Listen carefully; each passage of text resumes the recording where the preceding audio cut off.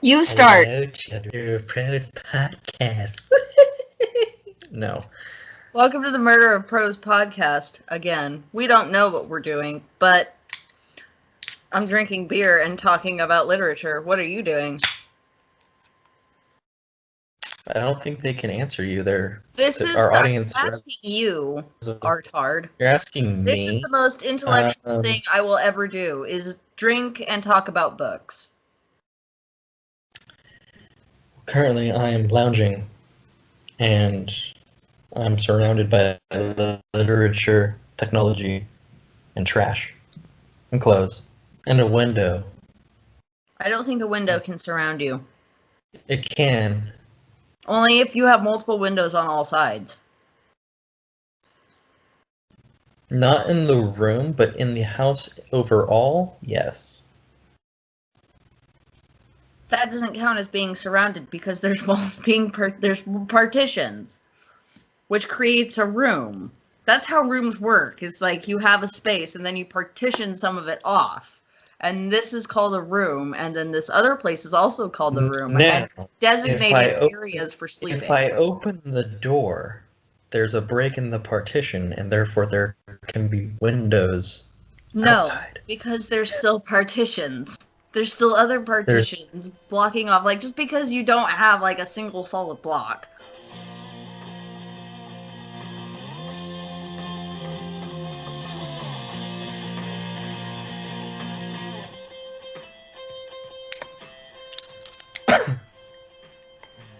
Okay. So in case anyone doesn't know, foreshadowing is defined as being a warning or indication of a future event. It is a literary device because that's what we talk about here, for those who aren't aware. It's really, really simple. Like, there's not, like, it's a sneaky way to tell people that something is going to happen. It's typically used in mystery novels or detective novels. It is used quite, like, I guess this is both mystery and detective, but Sherlock Holmes, Conan Doyle made liberal use of foreshadowing. Like, you could, if you paid attention, you knew right away who was responsible in most of the cases. Yeah. Some of them caught me off guard, but that was because I was 9.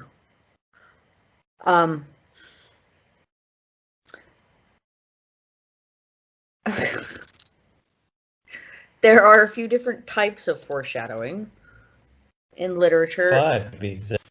Well, 4.5. That 4.5, because some people say that red herrings are an aspect of foreshadowing, but it's the equivalent, like we said last night, it's the equivalent between Jesus and Jeebus. You know, Christ and the Antichrist. A red herring is an anti-foreshadow. It's just something, if you do your red herring well, your audience thinks that that's important information, when really it isn't. It's a distraction at best. Well, no, that's, like, by definition, that's literally what it is. So, prophecy is kind of like the most prominent form of, like, foreshadowing. Foreshadowing, sure. English is hard. Usually it's, like, linked to, like, a fortune or obviously a prophecy, which tells the reader what will happen. I'm getting a phone call from someone in Chico. Go die. Anyway. The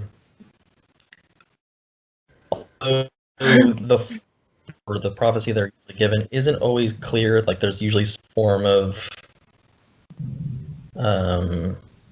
like symbolism. Like, it's not always upfront, but, like, usually what is foretold in the prophecy does end up coming true, even if, like, the point of, so, like, say the main character is told, like, this is going to happen, and, like, the main character's like, well, I don't want it to happen, so obviously they're going to do everything that they can to not make it happen, but obviously you have the whole course of events where, like, well, the fact that you're trying to not make it happen might be what causes it to occur.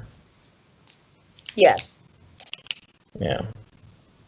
That's foreshadowing. Yeah. That's kind of a convoluted type of foreshadowing, though, isn't it? Yeah. I don't, yeah.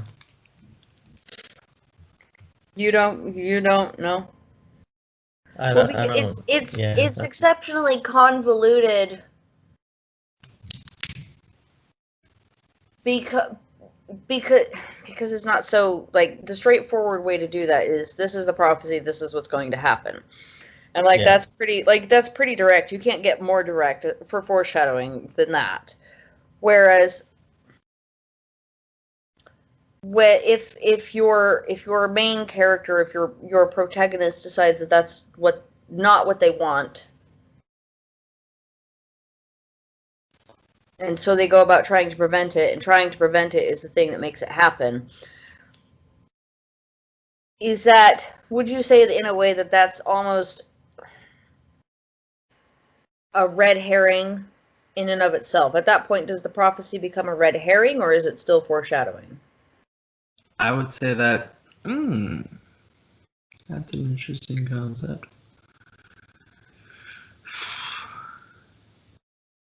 In that sense, I would say it's probably a red herring, because usually prophecies are told to someone as if, although it kind of, it's an interesting kind of paradox to consider, isn't it? Well, it also begs the question. It also would make the reader question, like, would it have happened had he not done anything or tried to stop it, or is it because, and in the explanation of what prophecy is like, is that they end up coming true essentially regardless. So it's like an inevitable event. So then it brings you to question, like, is there preordained events in the future that no matter what you do, you can't prevent them from happening? Because I mean, yeah, as it's written, it makes it seem like the characters attempt at intervening and preventing causes it to happen, but would it have happened regardless of anything he did or she did? So, like, is it a red herring, or is it simply foreshadowing that states that little underlining truth where free will is an illusion? The future, because, like, okay, so using not literature but a piece of cinema where it's like they say in the Terminator, like, the future's not set, it hasn't been written, you can change it. It basically nullifies that notion. It's like, no, the future is set in stone. There's nothing you can do to change it. Except not. Well, maybe. See, here's the thing. When a lot of people take that question of prophecy and versus free will, like, is it set in stone or is it not? What nobody, and I don't know, I can't think of any time that I've ever actually heard anyone discuss the nature of the individual involved. Mm-hmm. Because there's this idea that for a prophecy to occur, for a prophecy to be fulfilled, there can't be any free will. And that's not necessarily true, because what you have to take into account is the nature of the individual involved. There are things, I think, that we are inclined to do as people, and many of us follow our natural inclinations and we don't really deviate from them. Mm-hmm. Which is what makes, I think, a prophecy a viable means of storytelling and also a viable means of like future telling, because it takes into account your nature and the things that you are inclined to pursue. But that doesn't mitigate choice or free will, because you can always choose to override your inclinations. Mm-hmm. You can always make that, and it's like not normal behavior for you, but that's the only thing that differentiates it between, like, the choices are still there. It's your nature that's driving you. Does that make sense? Yeah. So the idea that, I mean, the future isn't set in stone, but you can prophesy the future. Yeah. Because you have to take into account the people involved. Correct. Although there is I can't remember which story it is, but it's a Philip K. Dick story where I want to say it's The Minority Report, actually, where these Arresting people for future crimes. But it's not a set future, it's a possible future. Things they haven't done yet. It's things they haven't done yet. But like, and the flaw is that the police force is taking these precognitions as, well, this is going to happen, so let's arrest them before it does and prevent it from happening. But the main character, who is a member of the police force, is a precog says that he's going to murder someone. And what's revealed is that the precogs actually, they see actually multiple futures happening at once of the same event. And the technology that they have to read the precogs scenarios only pick up on the one. So what they're so it's actually revealed that like that was just a possible future. It's what could have come. And he does that in other stories too. I want to say he does it in the Three Stigmata of Palmer Eldritch, where the precogs they use their abilities to determine fashion, which is retarded in my opinion. But like again, they say like it's only a possibility. It's not a set prophecy. Yeah. It's just as I see with the, it's kind of like essentially it's just enhanced intuition. But you can be wrong with your intuition dependent on the factors of human interaction. Ooh, right, and that's the other thing that people don't take into account with prophecy, is that like it's not just the one individual. People tend to make their decisions based on the world around them. Mm-hmm. And at any given time, those things can change. Like there's, and I think I don't want to make that blanket statement about all prophecies that, you know, it's just a possibility. Yeah. Because. Well, I wasn't saying that that's a blanket, but that's no. But like, I mean, coming at it from the angle that is not so unique to me, but this treatment of prophecy as being like a future telling. Mm-hmm. Like you said, it's not a future telling, it's a possibility. You have the choice to avert those things. That's why you get the prophecy, is to warn you that this doesn't have to happen. It's just something that could happen and will happen if you're not careful. But I also think that there's another aspect of it, of prophecy, where there are some things that are out of your control. But again, I think that might take into account the nature of the person about whom the prophecy has been made. If you happen to hear a prophecy that doesn't necessarily involve you, it's predicated based on the choices of somebody else. Mm-hmm. That's not something you can control. That's something that the other person has to control, and they have to decide that that's not the future they want. Especially like if you have, like in the case of Harry Potter, where they have they have Harry Potter and Lord Voldemort, and that's the prophecy's been made about both of them. Yeah.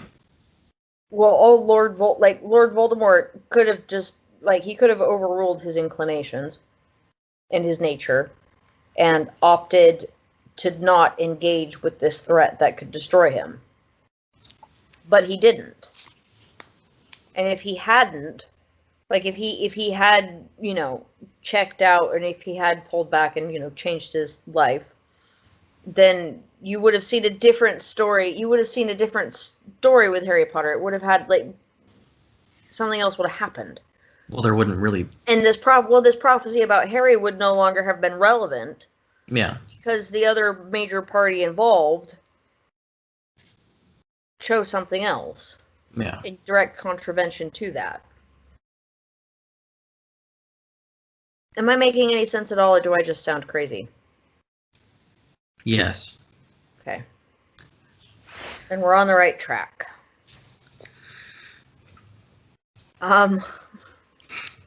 Now that I've confused everybody, oh, I'm pretty sure you can confuse them even more with, future types of foreshadowing that we'll talk about. Oh God, there are so many. Like, the flashback or, the flash forward. I don't think that counts as foreshadowing. And it annoys me that there are people who do count that as foreshadowing. Because Well, it's... I will say this. It's foreshadowing written poorly. Yeah. You're right. Because essentially that's basically a way of saying, well, I couldn't really write it into the main narrative, so I'm going to go back before the story actually starts and lay a seed there. But then why not just put the flashback at the beginning of the story and make it just part of the chronological narrative? Or just put it at the beginning and just make it the prologue. Yeah.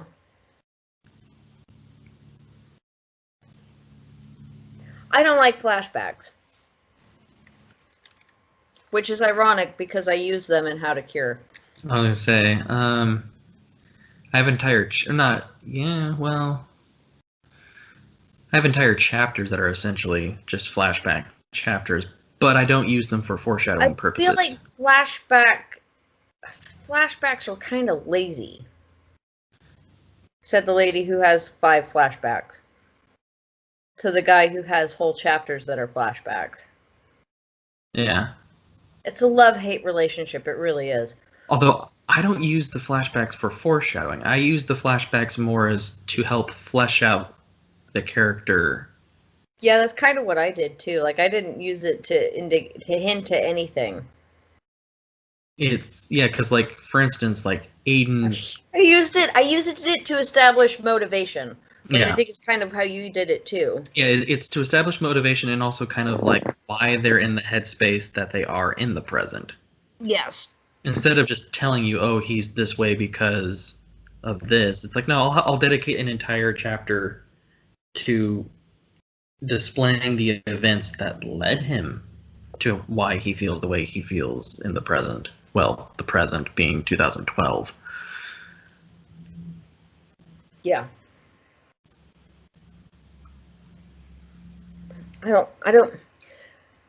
Citizen Kane was a story that was predicated almost entirely on flashbacks. You only got to know this story, or know this character in this story, because of all the fucking flashbacks. Anytime anyone had a conversation, the whole thing triggered something. Became a flashback, and it's maybe that was groundbreaking in 1941, but I think it's been overused since because a lot of people want to be like Citizen Kane. A lot of people are trying to be Orson Welles and Herman Mankiewicz.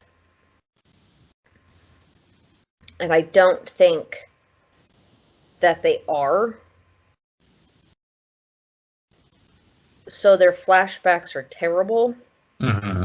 And they don't help the story at all. That's how I feel about it. We're kind of going out of order of the list in a sense. The list is dumb. The list is dumb. The list that we have in front of us has red herring listed as a type of foreshadowing. Foreshadowing, and it fucking is. It's of foreshadowing. It's the trick. It's the twist. It's Jesus versus Jeebus. Yeah. Foreshadowing tells you what's going to happen. Red herrings make you think something is about to happen that isn't. And if you fall for them, I mean, everybody does, but also you're stupid. How do you feel about symbolic foreshadowing, though?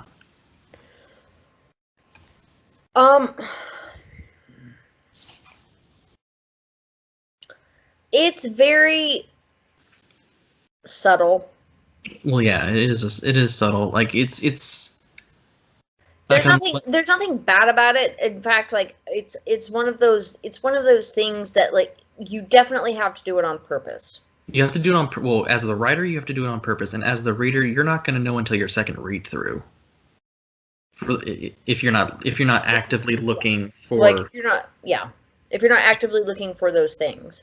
Yeah, if you're not actively looking for what in this book is going to be foreshadowing, you're going to read through the novel the first time, and then on the second time, if you have a good sense of recollection, you'll read a passage of whatever and be like, okay. Yeah, I saw the thing.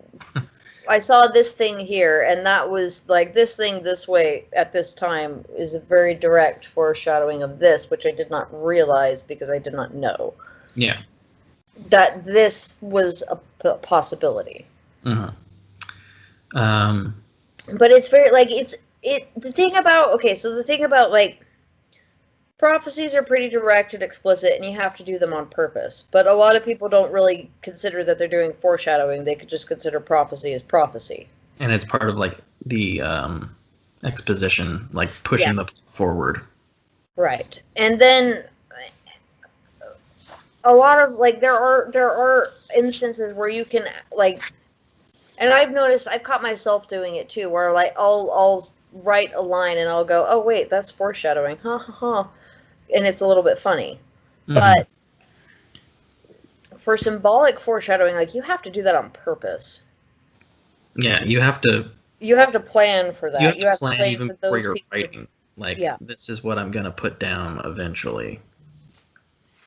I want this to symbolize this, but it's not going to make any sense within this context until we get to the event. Yeah. So. And then we've got we touched on red herrings, but then there's Chekhov's gun. Yeah, which is if you mentions obviously the eponymous gun, if you mention a gun. If you bring attention, I should say, if you bring attention to a gun in your novel, it will be used later. Now that I know that that's a thing, well, I knew that was a thing, but I didn't really think about it. And now that we're doing this episode and I have to think about it, I'm gonna put in a direct contravention to that, where I'm gonna keep bringing something up, and it's just gonna be a massive red herring along the way, and nothing's gonna happen, and it's gonna be a gun on the wall. Because the rule is, for Chekhov's gun, the rule is if it's brought up, if you mention there's a rifle hanging on the wall, it has to be used later. Yeah. That's almost a rule that everybody lives by, and it's no, fuck off. No. So what I'm gonna do is we're gonna put a gun on the wall. We're gonna talk at great length about this gun on the wall, and no one is ever gonna use it, and it's just gonna be a giant middle finger to fucking Chekhov. Fuck off's gun. That's what we're gonna call it. Fuck off's gun. Make sure you spell it so it looks Russian. Fuck off. Have it be fuck off. Fuck off's gun. Well, then there's the honorable mention that's not on the list that I brought up last night. Then that's the callback. So yes, the callback. because you obviously have to mention something prior, and then you bring it up again later. But at what point does that first part no longer count as foreshadowing, and the second part takes precedence?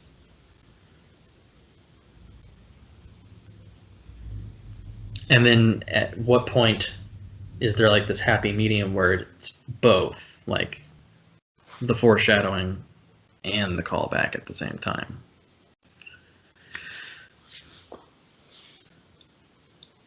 Do you have an example that you could use to explain this thought? I've got it. Well, I hate using my own work, but it's like what comes to mind, because like that's what made me think of like, well, at what point is that a foreshadowing event? Welcome to the club. I almost want to open my window like, dick. Shut up! What pages are those? 34.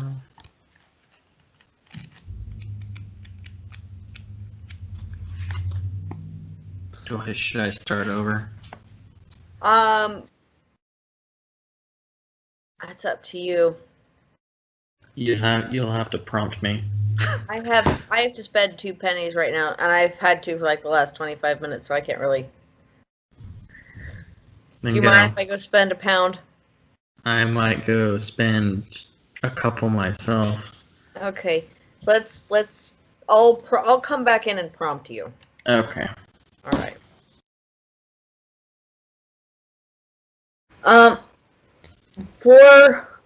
For my presentation today, I chose I have like 6 different books here, which I don't, 7 counting my own, which is all right. I guess I will start with. I'm gonna start with Silence of the Lambs. This is gonna be one of those times, because foreshadowing is most commonly used in mystery novels and detective novels, those kinds of scenarios, and this is not so much either one of those. More of a psychological thriller. Okay. Yeah. But, murder, so it counts. There's a bunch of different points, especially like if you've read this novel as much as I have, there are several different points of foreshadowing that he brings up, but one of the ones that I thought was subtle, but also funnily appropriate. Clarice is coming back from the Smithsonian after she's taken the moth to the Smithsonian they've told her about there being types of moths that solely feed on tears. They'll get on the eyes of livestock, and they'll feed off the tear ducts of the livestock. And as she's going to sleep, she's, the last bit of this chapter says, out of the cosmic hangover the Smithsonian leaves came her last thought and a coda for her day. Over this odd world, this half the world that's dark now, I have to hunt a thing that lives on tears.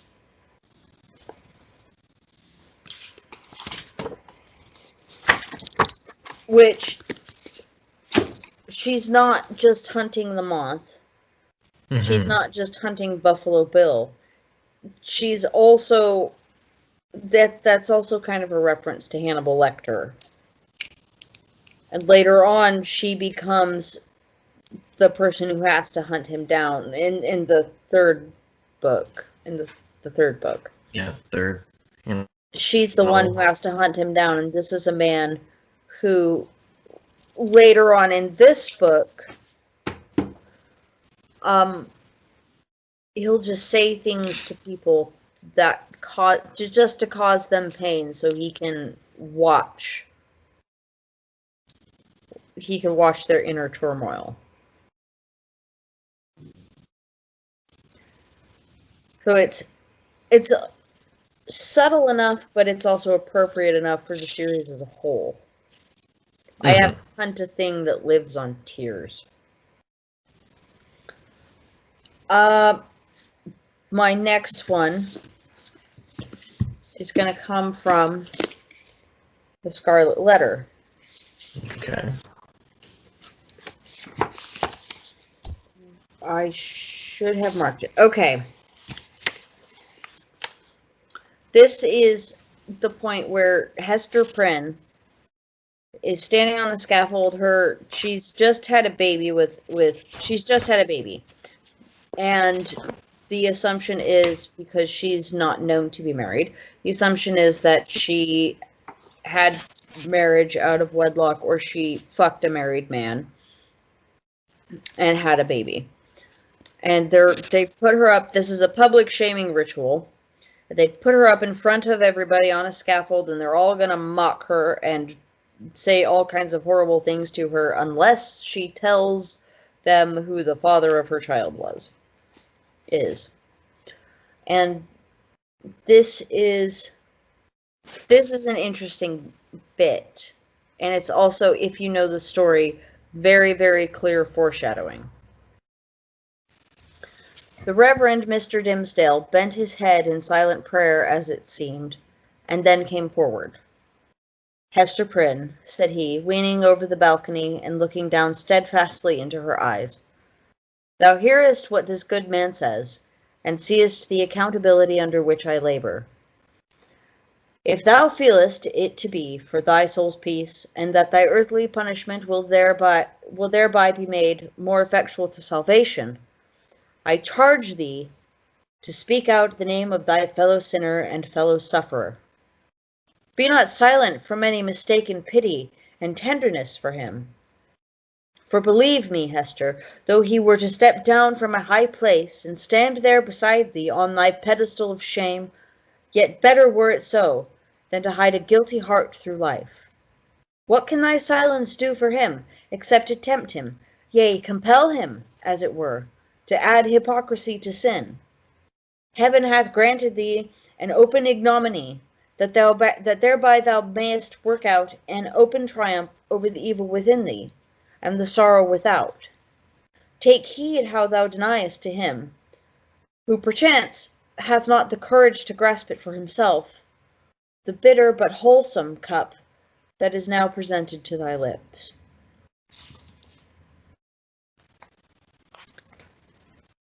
This little shit.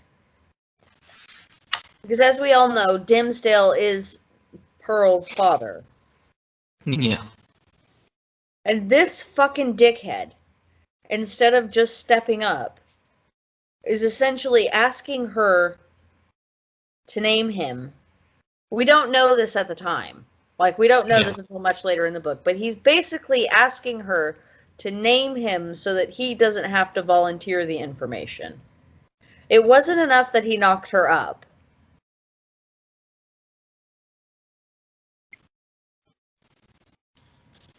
But it is foreshadowing, because at this point, you as the reader, and all the other characters except for Hester and Dimmesdale, nobody knows who the father is.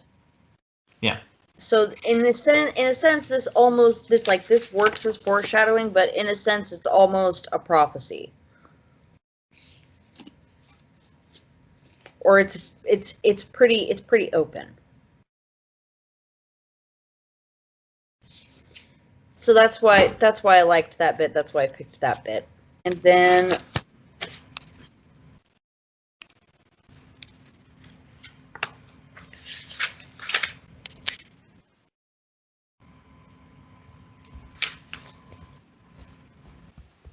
Dr. Jekyll and Mr. Hyde. The strange case of Dr. Jekyll and Mr. Hyde.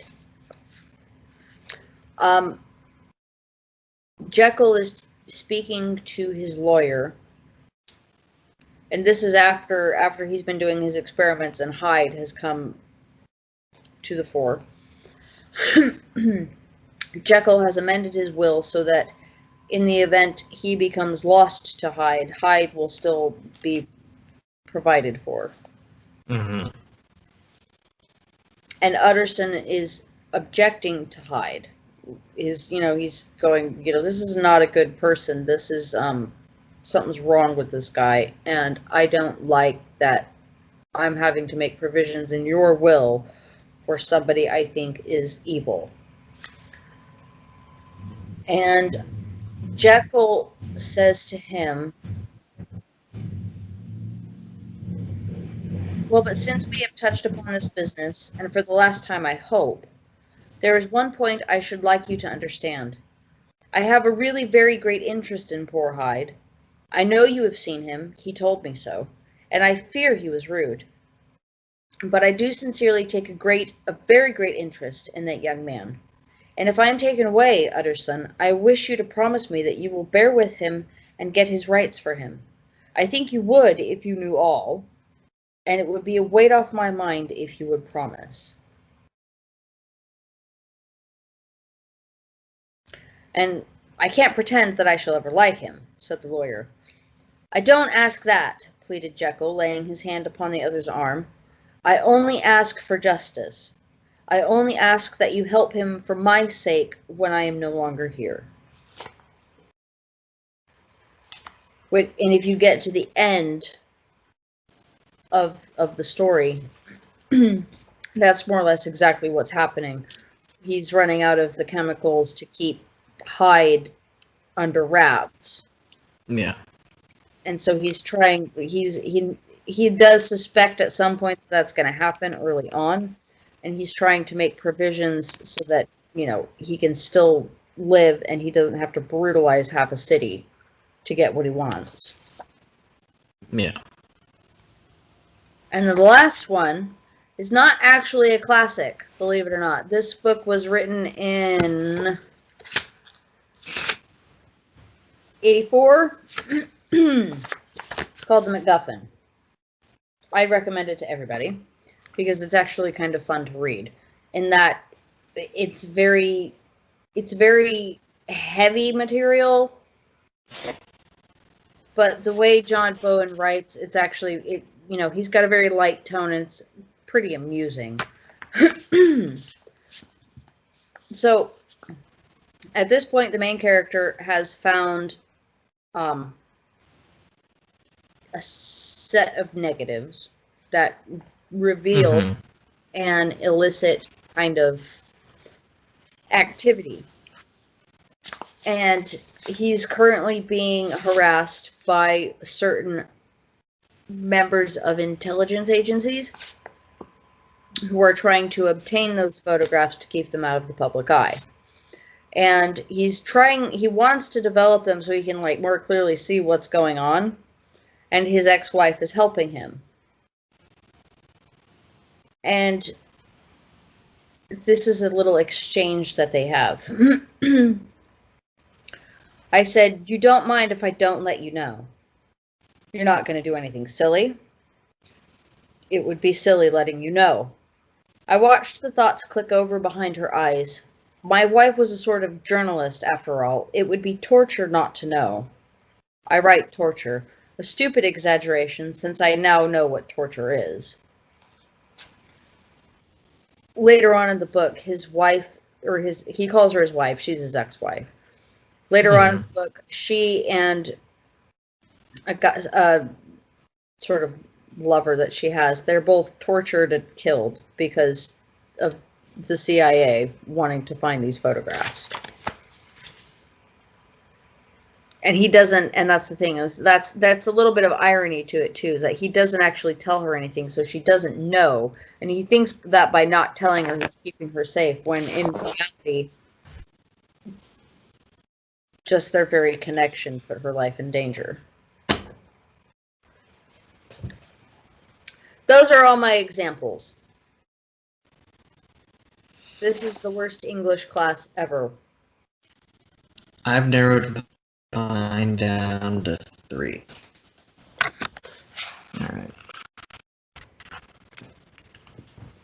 So this little bit of foreshadowing comes to us from the book Mao 2, as you've noticed by the dates, unlike EK here, I don't pick from the classics.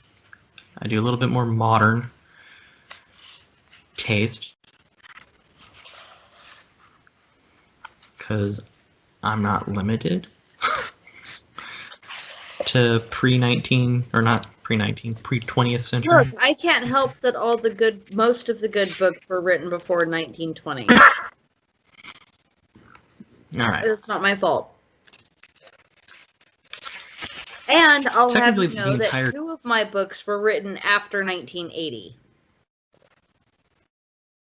2 of them? Okay, so there was the MacGuffin and what else? Silence of the Lambs. Silence of the Lambs, duh. Please excuse my cat. She needs to cuddle. Alright,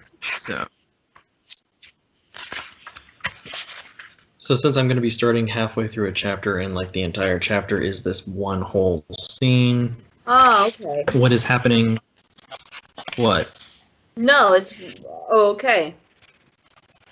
So what's happening in this chapter is that this reclusive author who hasn't had his picture taken in 30 years is finally allowing his picture to be taken. I need you to stop calling me out. And why? I'm a reclusive author who hasn't had a picture taken in 30 years. You're not even 30. I know, it's incredible, isn't it? I've been avoiding the camera like you don't even know. The lens is Wait, this is between the author and the photographer.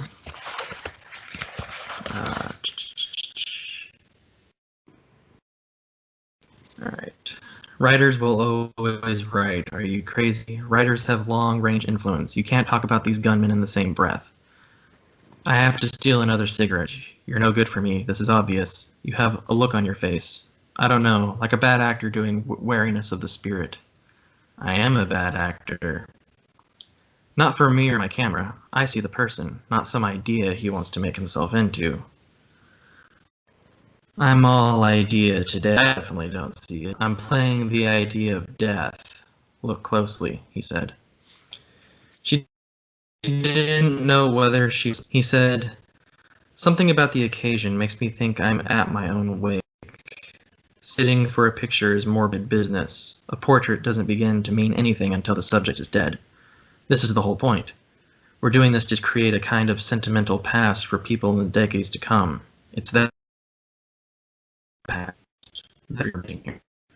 And it's not how I look now that matters. It's how I'll look in 25 years as clothing and faces change, as photographs change. The deeper I pass in death, isn't this why picture taking is so ceremonial? It's like a wake, and I'm the actor made up for the laying out. That is foreshadowing for later in the book. Spoilers for those who haven't read it. The reclusive author does die, and there is a scene later between 2 other characters talking about his life while staring at one of the pictures that this photographer has taken, and kind of having their own musing about how, because these are people who have lived with him. They're sort of like servants or, workers. What book for is him? this? Mao 2. Mao 2. Yes. And there's like another bit of dialogue, a little bit, where one of the author's friends asks, how's that book coming along? And now, let me ask you this. Say How to Cure is done. It's finished. Mm. I would ask you, how's How to Cure coming along? And you would say, It's done. okay, so, but how he says it is, because he's got this book that it's basically finished, but he keeps going back and changing things because he fears that as soon as that book is out there, he's finished. that he'll be dead as the author. And so when someone asks me, like, so Bill, how is the book coming along? And he says, I'm finished. Not it's finished, not it's done. I'm finished. Which also hints to the fact that he is going to die. Like, I am dead. Like, the fact that the book is done, I am done. I have nothing left to give. Second, ow. Okay, so 66 or 25. What? Are you going to do all three or not? I'm doing all three. I'm making you pick, though. No. 66 or 25. 31. There's no 31. Well, there is somewhere. There's somewhere. In fact, I could probably find a book that was published in 1931. Do all three. It doesn't matter what order it's in. I was going to go backwards, but you had to be a little cunt about it. I don't. Why are you making me choose? Anyway. Why? Because I like to watch you score.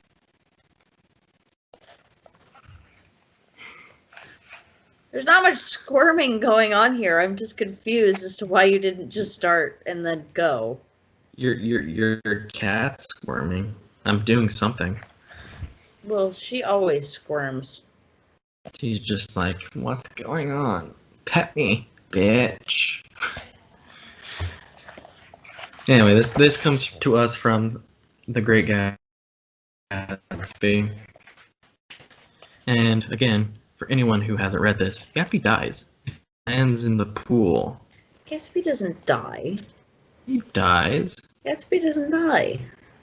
He dies. Gatsby doesn't die. He's dead. He's so dead. So is Myrtle. Oh, Anyway. Myrtle the dumb turtle. The night had made a sharp difference in the weather, and there was an autumn flavor in the air. The gardener, the last one of Gatsby's former servants, came to the foot of the steps. I'm going to drain the pool today, Mr. Gatsby. Leaves will start falling pretty soon, and then there's always trouble with the... Don't do it today, Gatsby answered. He turned to me apologetically. I've never used that pool all summer.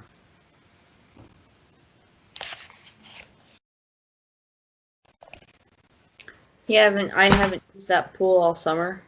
I haven't used that pool all summer. Well, he's about to use it. He drowns in the pool, doesn't he? But he used the pool. And it's autumn, which is also this season of death. Or coming death. He's so pretentious, isn't he? And then from Crying of Lot 49 by Thomas Pynchon. Page 62, if I can get there. There we go. You don't understand getting mad. You guys, you're like Puritans are about the Bible. So hung up with words. You know where that play exists. Not in that file cabinet, not in any paperback you're looking for, but a hand emerged from the veil of shower steam to indicate his suspended head. That's what I'm for, to give the spirit flesh, the words. Who cares? They're rote noises to hold line bashes with. To get past the bone barriers around the actor's memory, right? But the reality is in this head, mine. I'm the projector at the planetarium. All the closed little universe visible in the circle, and that stage is coming out of my mouth, eyes, sometimes other orifices also. I think that would make more sense to me if I had any idea what was going on. It would. So the point of it okay, the thing you really want to focus on, though, is when he says you are like Puritans with the Bible, so hung up with words. because the main character, she finds the symbol in the bathroom and she becomes so fixated with it. But instead of words, she's fixated on a symbol. She's hung up on this. So she's trying to find meaning. She's trying to find the background to the symbol. When the guy says the only thing that gives these words meaning to this play, he symbolizes his suspended head. It's like the only thing that makes anything make any meaning to the play is in here. Huh. You heard at the end of the book what you're hung up on, what you're creating, all this meaning, all this background is all in your head. Basically, that whole book gets even just summarized by that bit of dialogue that he's saying. So like it works as like foreshadowing that to kind of surreptitiously tell the reader like she's not going to find any meaning because there is no meaning. She's hung up on this symbol and creating a meaning within her own head. So basically, it's foreshadowing that the answers she's looking for are not going to be there. But it also summarizes the novel perfectly in that little paragraph. Huh. Okay. Sounds interesting. Like there's even, I think on the kissing page, on the kissing page, someone says, I don't remember who's talking though, but it says, you could fall in love with me, you can talk to my shrink, you can hide a tape recorder in my bedroom, see what I talk about for wherever I am when I sleep. You want to do that? You can put together clues, develop stuff about why Your microphone just cut out. Really? I can't hear a word.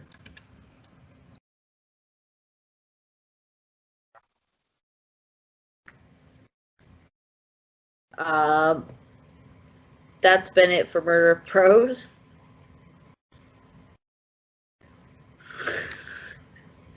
We have to end the podcast because JD's fucking microphone broke.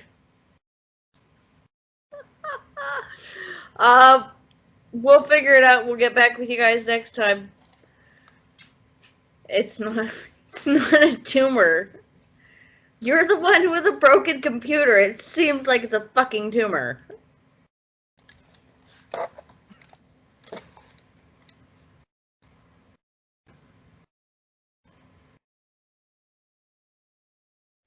Okay, Arnold. He says he'll be back, hopefully with a working microphone. I hope we'll see, otherwise you're going to need to replace your webcam too.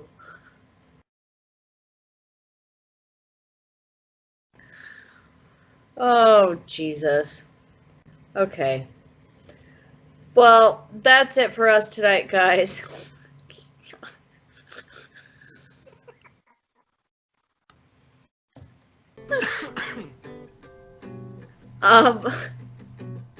Say something real quick. My mom?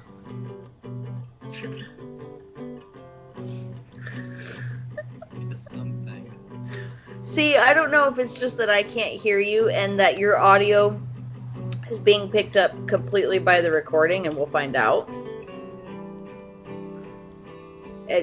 At this point, it's difficult to fucking say.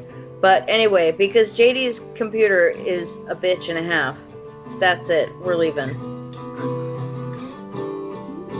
Bye, kids. Make good choices.